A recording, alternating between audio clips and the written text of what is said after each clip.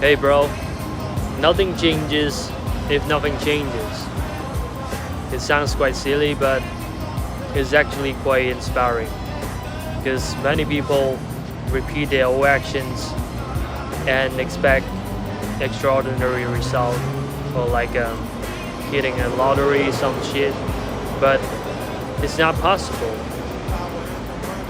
because the same action will only lead to the same outcome. So, what should you do?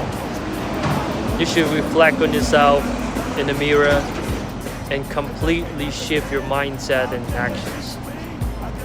So, you'll get a completely entire new self this year and not stuck over and over.